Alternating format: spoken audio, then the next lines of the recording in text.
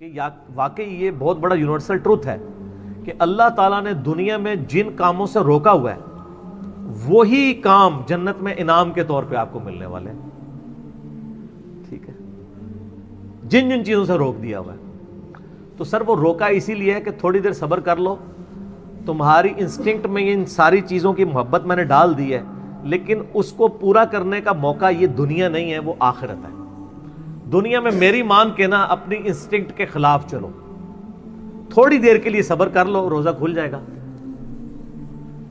یہ دنیا میں بھی ہم نے ایک بڑا روزہ بھی رکھا ہوا ہے جس میں ہم نے حرام سے بچنا ہے, اور اس کی افطاری جنت میں ہوگی.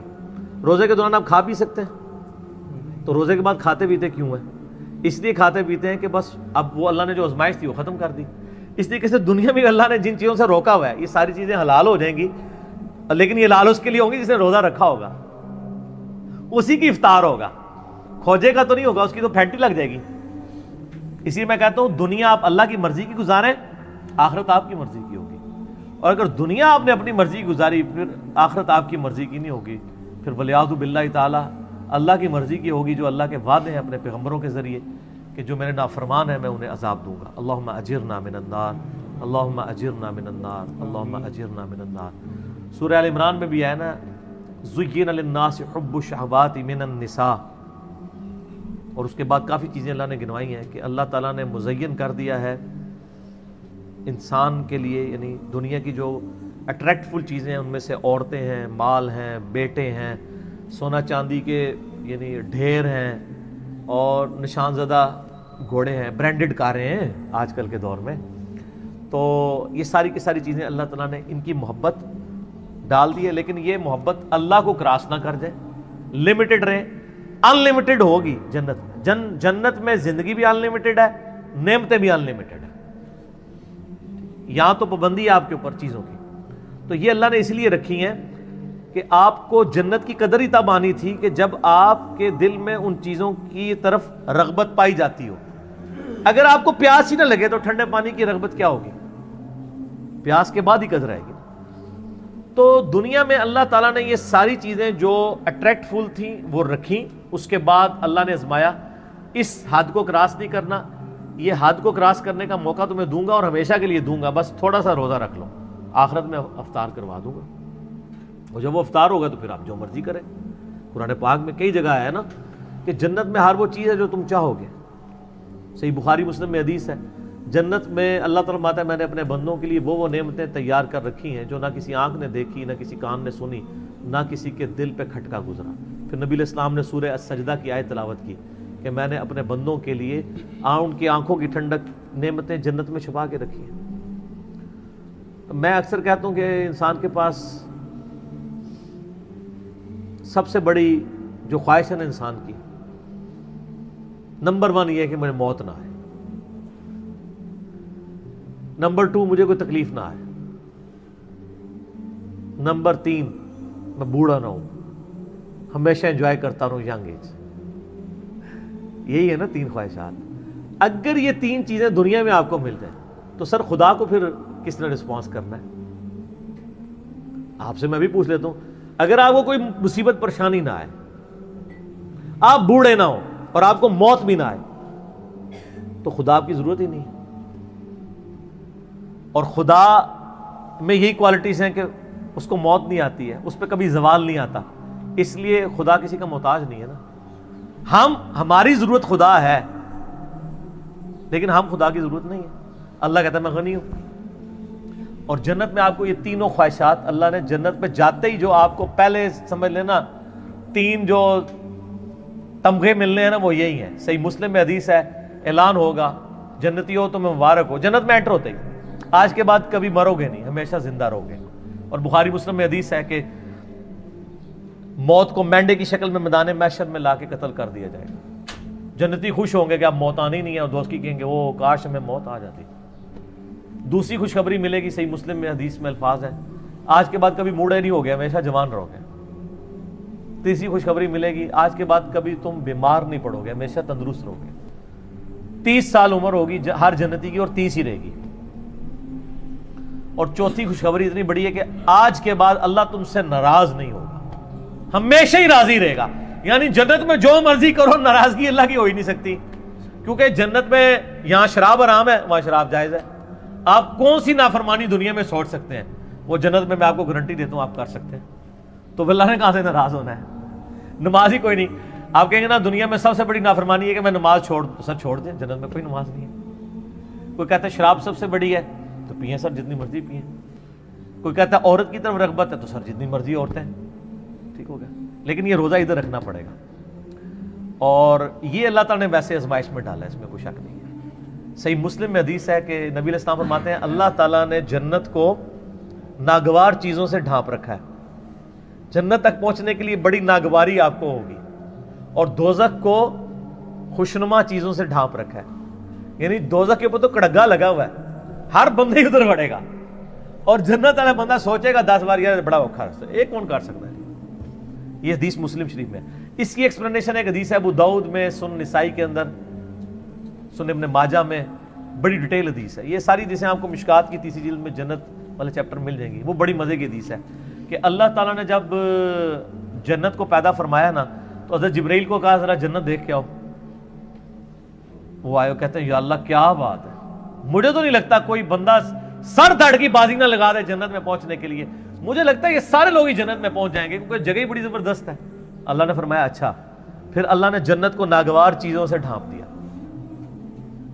دنیا میں نمازوں کی مشقت، بیوی بچے ماں باپ کے ساتھ اس نے سلوک کی مشقت، حلال و حرام کے فرق کی مشقت، روزوں کی مشقت، کتنی مشقتیں ہیں، شریعت کی پابندیاں. اللہ نے فرمایا اب جا کے ذرا جبرائیل دیکھو. واپس ہے، انہوں نے کہا اللہ تیری عزت کی قسم مجھے نہیں لگتا کوئی بندہ جنت میں پہنچنے میں کامیاب ہوگا، اتنی ہرڈلز رکھ دی ہیں تو نے. اللہ نے فرمایا اچھا اب دوزخ کو دیکھو. دوزخ کے کہتے ہیں یا اللہ تیری عزت کی قسم کوئی بندہ بھول کے بھی کوشش نہیں کرے گا کوئی ایسا کام کرے کہ ادھر آئے، یہ تو بڑا عذاب ہے.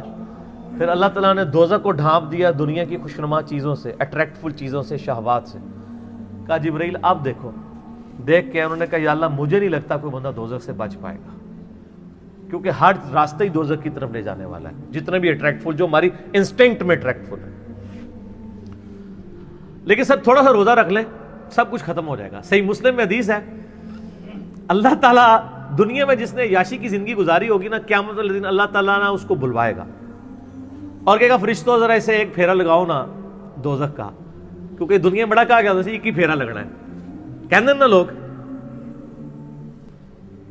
سورہ فرقان میں اللہ تعالیٰ فرماتا ہے کہ دوزخ تھوڑی دیر کے لیے ہو یا زیادہ دیر کے لیے بڑی بری جگہ ہے رہنے کی. یہ مسلمان ہے جو بدماشی کے ساتھ کہتا ہے خیر ایک پھیرا ہی لگے گا، اور حالت اس کی یہ ہے کہ موم بتی کے فلیم میں 10 سیکنڈ کے لیے یہ ہاتھ نہیں رکھ سکتا.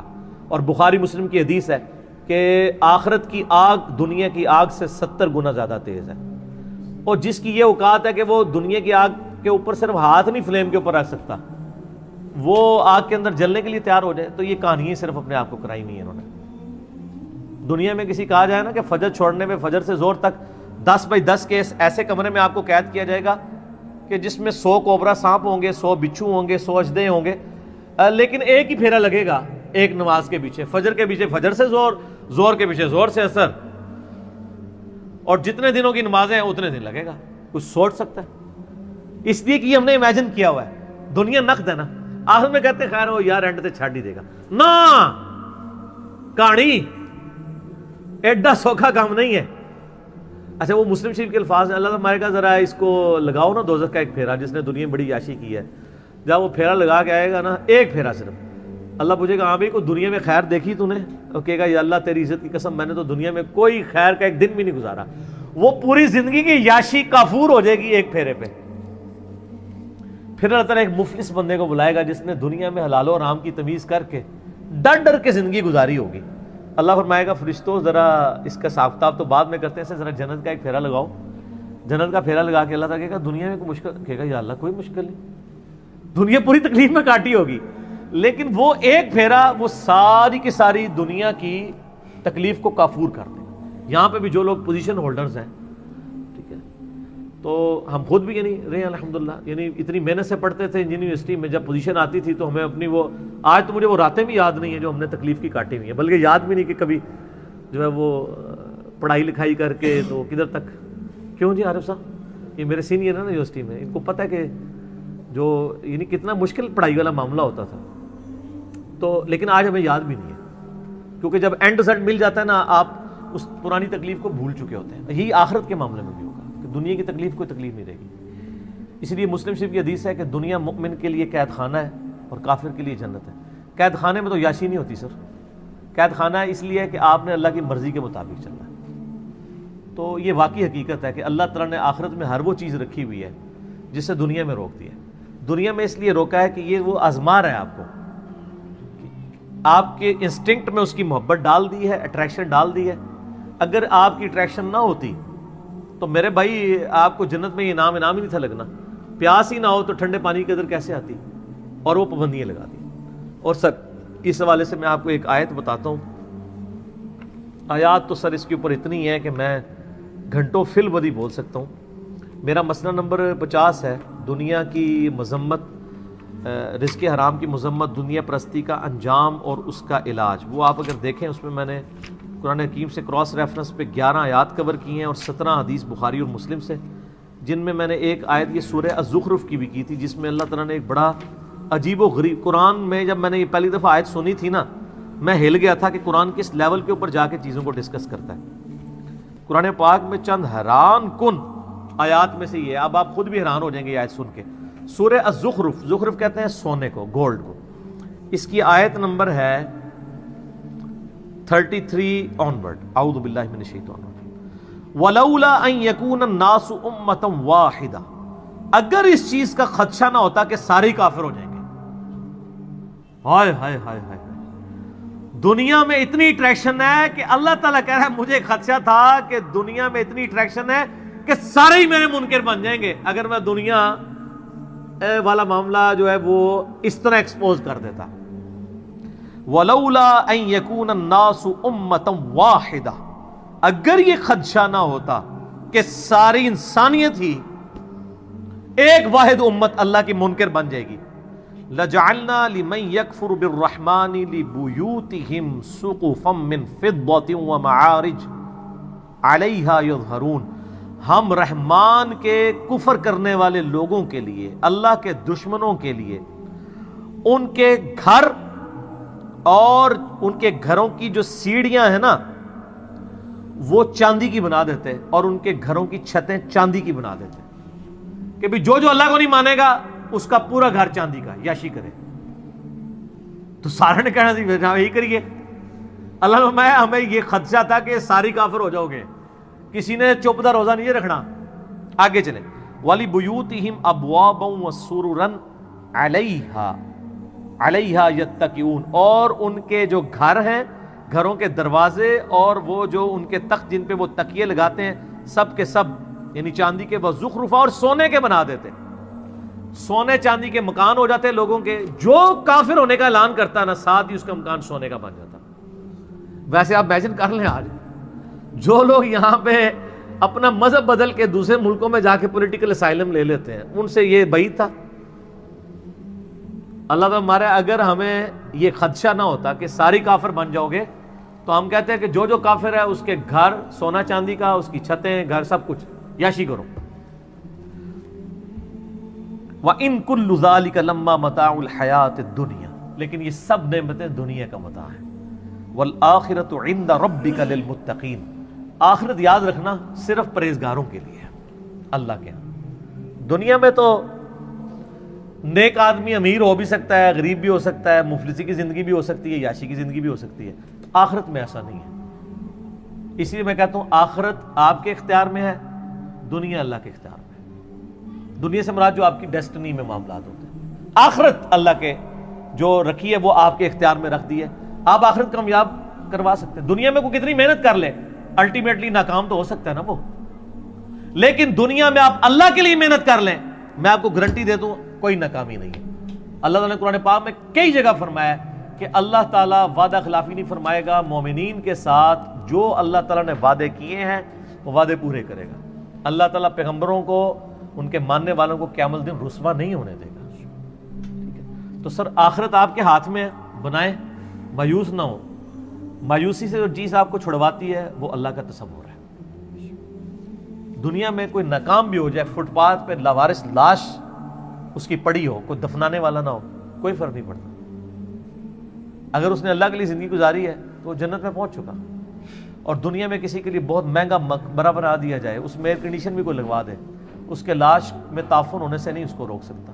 لاش بھی کوئی تعفن ہونے سے روک بھی لے، اس پہ جو عذاب جو آپ کو نظر نہیں آ رہا وہ کوئی ٹال نہیں سکتا. ٹھیک ہو گیا؟ تو آخرت آپ اپنی مرضی کی کر سکتے ہیں اگر دنیا آپ اللہ کی مرضی کی گزاریں. لیکن اگر آپ نے دنیا اپنی مرضی کی گزاری سر پر ولیعوذ باللہ تعالیٰ اتنا سخت معاملہ ہونے والا ہے. میں اس پہ آپ کو ریکمینڈ کروں گا، میرا ایک لیکچر ہے مسئلہ نمبر 196، میری زندگی کا اہم ترین لیکچرز میں سے. کاش میں دنیا میں واپس جا سکتا. ایک دفعہ وہ لیکچر دیکھ لیجئے گا. قرآن پاک کی کئی آیات میں نے اس میں کراس ریفرنس کے طور پہ کور کی. کاش میں دنیا میں واپس جا سکتا. یہ قرآن کی آیات ہے کہ دوست کی جب دوزخ میں پہنچے گا نا تو کہے گا کاش ایک موقع مجھے مل جائے کہ میں دنیا میں واپس چلا جاؤں. زندگی ایسا خطرناک جوا ہے کہ اس سے بڑا خطرناک جوا کوئی نہیں ہے. دنیا میں آپ کو جوا ہار بھی جائیں، یعنی میں اس دوسرے معنوں میں کہہ رہا ہوں جائز نہیں ہے، تو جیتنے کے پھر بھی چانسز ہیں. زندگی کی بازی جو ہار گیا نا، وہ ادھر تو نہ سپلی ہے نہ آپ دوبارہ پیپر دے سکتے ہیں. جو جیت گیا وہ جیت گیا، جو ہار گیا وہ ہار گیا. اس لیے کہا گیا قرآن پاک میں یوم التغابن، جیت اور ہار کے فیصلے کا دن ہے قیامت کا دن. ٹھیک ہے؟ بہت سیریس معاملہ ہے، بہت زیادہ سیریس ہونے کی ضرورت ہے، اور اس کو اپنے دماغ پہ سوار کرنے کی ضرورت ہے. میں آپ سے سوال کرتا ہوں کہ 1 ارب روپیہ کسی کے پاس ہو اور اسے کہا جائے کہ 1 روپیہ اس میں سے مجھے دے دو، باقی تم رکھ لو، وہ فائدے میں ہے یا وہ شخص جو کہ میں نے 1 روپے کی حفاظت کرنی ہے چاہے ارب روپیہ باقی مجھ سے جاتا رہے، وہ عقل مند ہے؟ تو سر دنیا کی زندگی تو 1 روپیہ بھی نہیں ہے اربوں سال کی زندگی کے مقابلے پہ. یہ 1 سال بھی نہیں بنتا، اور یہ تو قیامت کے مقابلے میں 3.5 منٹ کی زندگی ہے. قیامت کا دن 50,000 سال کا دن ہے، اور اگر ایوریج لائف آپ کی 60 سال بھی لگائی جائے، 60 سال کا کمپیریزن قیامت کے دن کے ساتھ 3-3.5 منٹ بنتا ہے. اور صحیح مسلم کی حدیث ہے کہ نبی علیہ السلام نے فرمایا کہ آخرت اور دنیا کی مثال اس طرح ہے کہ تم میں سے کوئی شخص سمندر میں انگلی ڈبوئے، اس کے ساتھ جو پانی لگے وہ دنیا کی زندگی ہے، اور آخرت انفینٹ لائف. یہ میری باتیں ان لوگوں کو زیادہ سمجھ آ رہی ہوں گی جن کی داڑھیاں سفید ہو چکی ہوئی ہیں. تھوڑی بہت تو میری بھی ہو گئی ہے. جو 60 پلس ہے، بخاری مسلم میں حدیث ہے نا کہ اللہ تعالیٰ نے جس کو 60 سال عمر دے دی اس پہ اللہ نے حجت تمام کر دی. اس کا کوئی ایکسکیوز باقی نہیں رہے گا اللہ کے پاس. ویسے تو 40 والے کا بھی نہیں ہے، لیکن 60 والے کا کہ پتر تو گل بھی نہیں کرنی. تھوڑے سن سمجھنے کے لیے، بات پہنچانے کے لیے تو بات سمجھ سکتا تھا. تو لیکن یہاں ہم نے یہ دیکھا ہے جو کوئی بوڑھا ہوتا ہے تو ہی اس کی وہ خواہشات جوان ہوتی ہیں. بخاری مسلم دونوں میں حدیث ہے، نبی علیہ السلام فرمایا کہ ابن آدم کے پاس سونے کی 2 وادیاں ہونا، وہ کہے گا تیسری بھی آ جائے، اس کا پیٹ صرف قبر کی مٹی بھرے گی. کتنے سخت الفاظ ہیں. پھر نبی علیہ السلام کی ایک حدیث بخاری مسلم دونوں میں آپ نے تلاوت کی الہاکم التکاثر حتی زرتم المقابر. ٹھیک ہے، یہ آپ نے آیات تلاوت کی. پھر آپ نے فرمایا انسان کہتا ہے میرا مال میرا مال میرا مال. اوے تیرا مال تو وہ ہے جو تو نے کھا پی لیا یا پہن کر بوسیدہ کر لیا یا اللہ کی راہ میں خرچ کر کے آخرت کے لیے محفوظ کر لیا، باقی تو تیرے ورثاء کا مال ہے. تو آپ کا مال کون سا ہے؟ نمبر 1 جو آپ نے کھا پی لیا اور جو پہن لیا، اور تیسرا وہ جو اللہ کی راہ میں خرچ کیا، وہ آخرت میں اللہ نے 700 گنا کر کے اس سے بھی زیادہ لٹانا ہے. اور ایک اور حدیث ہے، نبی علیہ السلام فرمایا انسان کے 3 دوست ہیں. جو 3 دوست ہیں، 2 دوست انسان کے قبر تک جاتے ہیں، ایک ہی قبر کے اندر جاتا ہے، وہ 2 واپس آ جاتے ہیں. اس کا مال اور اس کی اولاد واپس، اعمال ساتھ جاتے ہیں. بخاری مسلم میں حدیث ہے اے اللہ محمد اور آل محمد کو بس اتنا ہی دینا کہ ان کی روح اور جسم کا رشتہ برقرار رہے. سر وہ جو آج حدیث بھی ہے سورہ تحریم میں، بخاری مسلم میں الفاظ ہیں حضرت عمر حضور کو ملنے کے لیے گئے، جسم پہ چٹائی کے نشانات تھے، رونا شروع کر دیا کہ کیسر و کسرا دنیا کے مزے لوٹ رہے ہیں اور آپ اللہ کے پیغمبر ہو کے اس فقر کی زندگی میں. آپ فرمایا لگتا ہے عمر تیرے پہ حقیقت دنیا کی ابھی بھی نہیں کھلی. حضرت عمر پہ اس بات پہ ڈانٹ. یار یہ حضرت عمر کی خواہش کتنی معصومانہ سی خواہش تھی کہ یار میری نبی کے جسم کے اوپر والے حصے پہ کپڑا تو کم از کم ہوتا, بسترا تو ایک نرم ہوتا, کپڑا بھی نہیں تھا تبھی جسم پہ چٹائی کے نشان دیکھے. اس معصومانہ خواہش پہ بھی ڈانٹ پڑ گئی کہ یار تجھے دنیا کی سمجھ نہیں ہے, یہ بھی کیا تو نہیں چاہتا کہ کیسر و کسرا دنیا کے مزے لوٹے اور ہم آخرت کی سعادت. یہ ٹریننگ نبی علیہ السلام نے صحابہ کرام کی تھی. لیکن یہ عجیب معاملہ ہے کہ جس دین میں اتنا زہد ہو, دنیا کو 3 طلاقیں دی ہوئی ہوں, اس دین کے ماننے والے دنیا کے کتے بن چکے ہوئے ہوں اور وہ مال کمانے کے لیے کچھ بھی کر دیں. بڑی حیران کن بات ہے. جن کے پیغمبر کی اتنی زہد کی تعلیمات ہوں, انہوں نے اتنا کچھ سکھایا ہوا ہو. یہ تو ایک ایسا ٹاپک ہے نہ ختم ہونے والا ہے, اس پہ گھنٹوں بولا جا سکتا ہے. میں اسی پہ اکتفا کرتا ہوں کہ یقیناً اللہ تعالیٰ نے جو نعمتیں دنیا میں رکھی ہیں اور ان نعمتوں کو بڑا لمیٹڈ رکھا ہے اور کئی معاملات میں روک دیا ہے, وہ انعام کے طور پہ ملیں گی. تو یہ روزہ انشاءاللہ جنت میں جا کے افطار کریں گے انشاءاللہ, نبی صلی اللہ علیہ وآلہ وسلم کے ساتھ انشاءاللہ.